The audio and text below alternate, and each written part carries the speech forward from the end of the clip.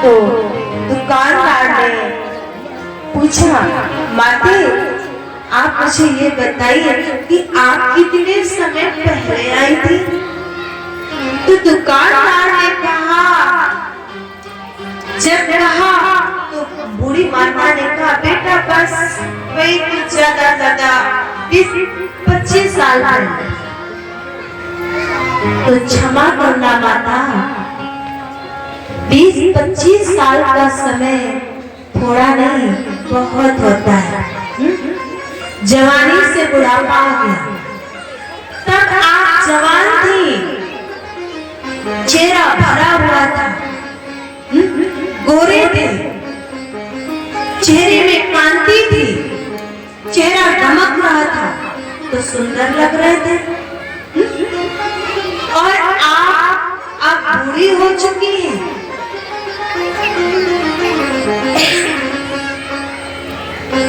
बूढ़ी हो चुकी है, चेहरे में झुर्रियां पड़ गई हैं, चेहरा भी काला हो गया। तो दोष दर्पण का नहीं, किसका है? चेहरे का है ना? किसका है? चेहरे का है। तो इसी प्रकार ये हमारा पुराण दर्पण का काम करता है। जब हम इसकी कथा को श्रवण करते हैं तो ये पता चलता है कि हम दानव हैं कि मानव हैं।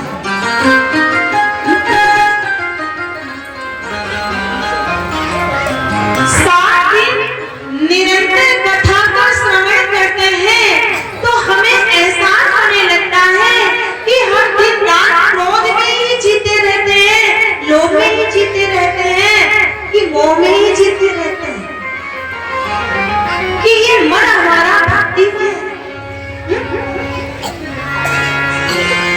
तो ये क्या हुआ?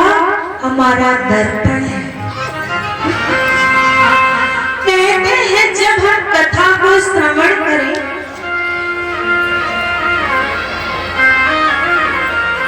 तो मन को चारों तरफ से खींचकर मन की डोरी को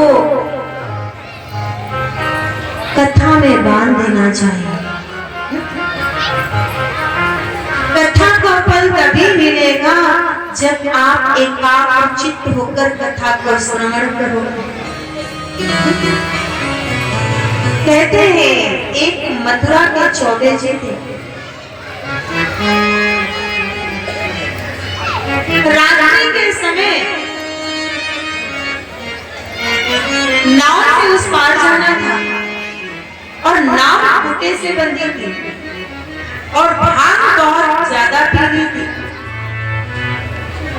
बहुत ज्यादा चढ़ गई।